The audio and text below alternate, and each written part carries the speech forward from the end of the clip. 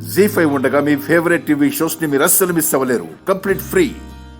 అమ్మా, నువ్వు కూడా ఆన్నే సమర్థిస్తున్నావా?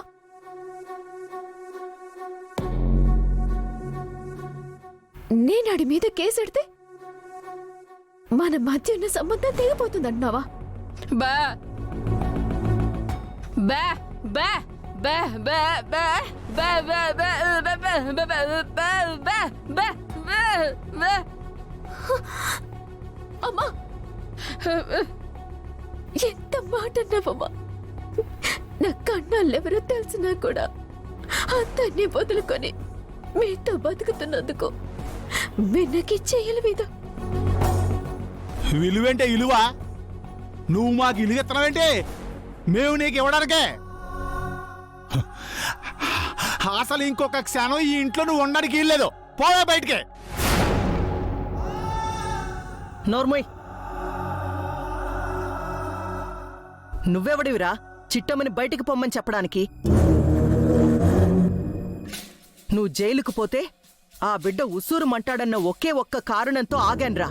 లేదంటేనా నిన్ను అక్కడికక్కడే ఏసేసుండేదాన్ని. ఏంటి చంపేస్తావా? చంపు చూద్దాం.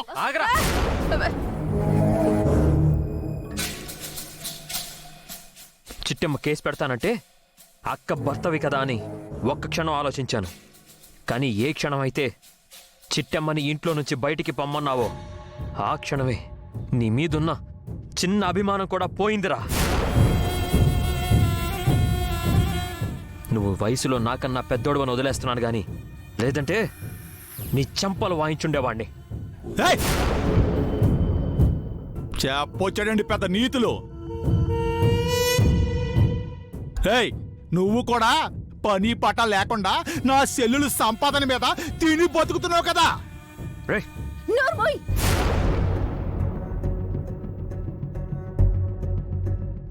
ఆయనకేటి తక్కువరా? ఆయన రాజకుమారుడు, పుట్టుకతోనే కోటీశ్వరుడు.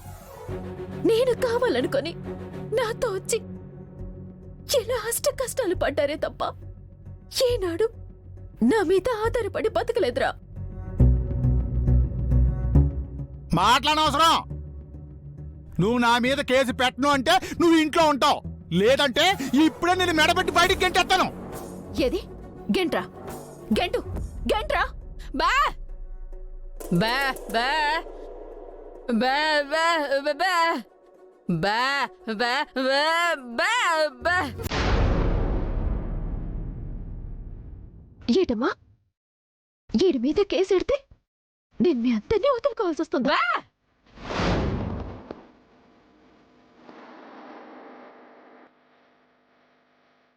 ఇంకా అర్థం కాలేదా చిట్టి?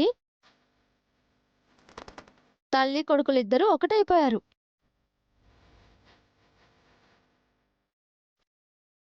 ఎంతైనా పెంచిన తల్లి పెంచిన తల్లే కదా.